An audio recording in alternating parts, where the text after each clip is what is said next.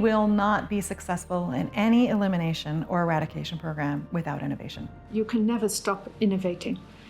And we are all hopeful as scientists that one of these innovations in one of these diseases will suddenly be a true game changer.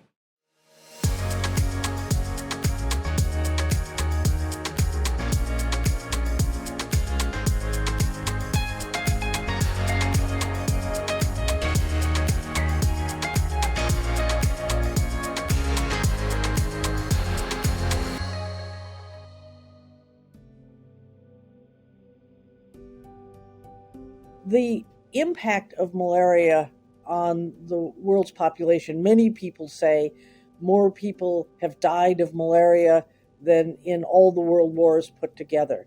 It is a major infectious disease and has been with us throughout history. There's really been a concerted effort to move to a malaria elimination and eradication. Starting around the turn of this past century, overall malaria cases were reduced, deaths were reduced by nearly half. So instead of 1 million children dying each year, the number now is closer to 500,000. Still unacceptable, but there was significant progress. But over the past 4 or 5 years, that progress has stalled. The measures, bed nets, case management, other intervention activities are effective in saving lives, but they're not bending the curve toward eliminating the disease. And that's the challenge we face now. In the past 4 or 5 years, we've really seen this plateauing of progress.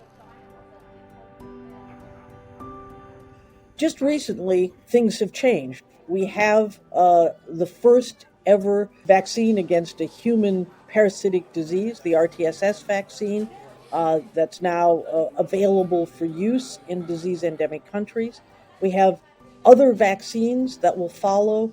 So there are many tools that are coming online either right now or in the very near future, which have the potential for changing the course and getting us off this plateau and moving us in the direction of reduction of both the number of cases and the number of deaths over the next couple of years.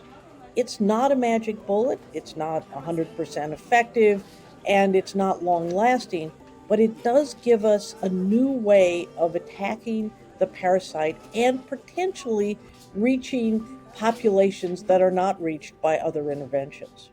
And so I'm hoping we're in a new phase and that this will really allow us to further reduce the burden of disease, both in terms of cases, but importantly, in terms of deaths of young children.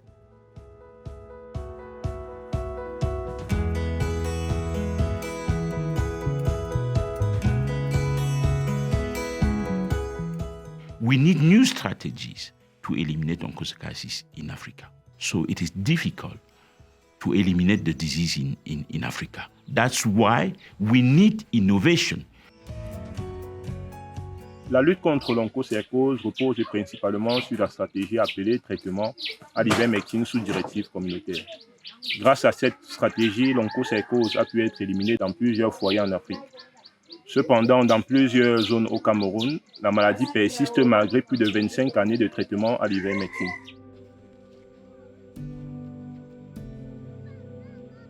One of the key challenges for Cameroon is the loa problem. In fact, loa can be considered as a troublemaker in onco treatment.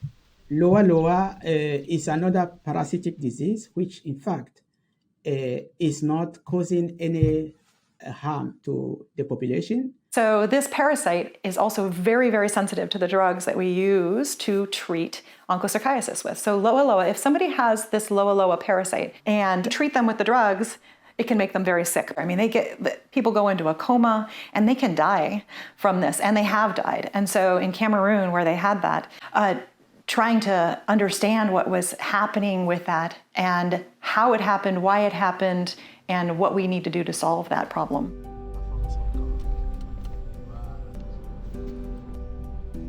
In this particular district, when ivermectin was given for the first time in 1999, there were many severe adverse events.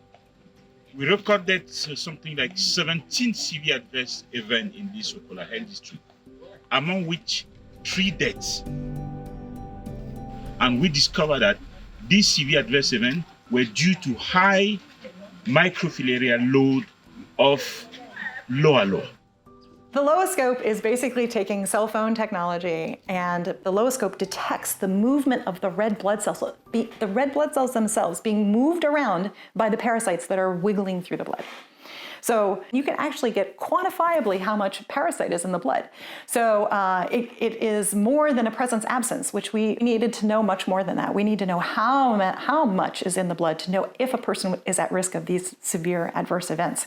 So it actually comes up with a little red, yellow, or green light to say, yes, green is okay to treat. Here you're at risk, here you definitely don't treat them. So empowers the public health system to make the decisions that are appropriate.